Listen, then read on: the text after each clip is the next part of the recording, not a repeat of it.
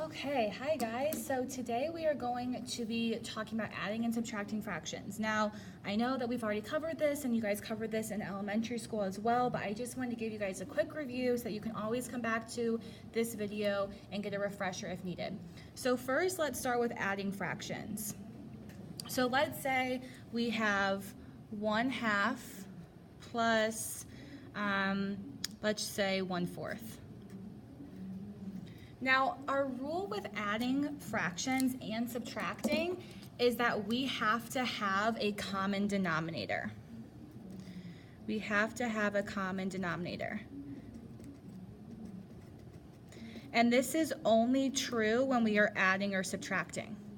This is not true when you multiply or divide, only when you're adding and subtracting.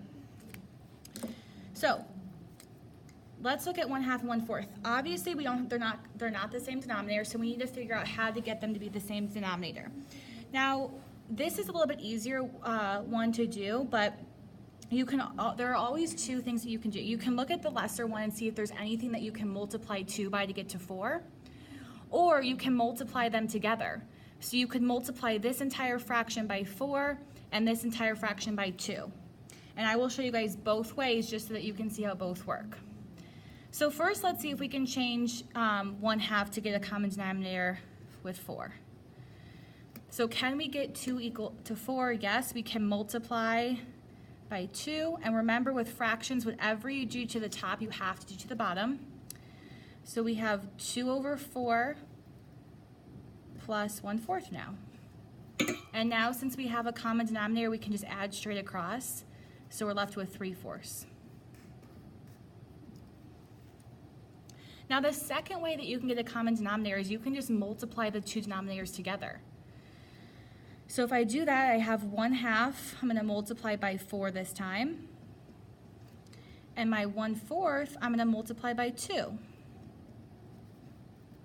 So I multiply by 4, I have 1 times 4 is 4, and 2 times 4 is 8. And when I multiply 1/4 by 2, I have 1 times 2 is 2, and 4 times 2 is 8. So now I have 4/8 plus 2/8. So that is going to be equal to 6/8.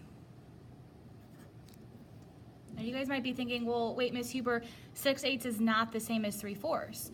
But we're not done yet because we have not simplified 6/8. If you notice, these are both even numbers, so we can simplify by dividing by 2. 6 divided by 2 we know is 3, and 8 divided by 2 we know is 4. So as you can see, we have 3/4 on both. So those are the two ways that we know to be able to add fractions. So your first step is to find the common denominator and then to just add straight across.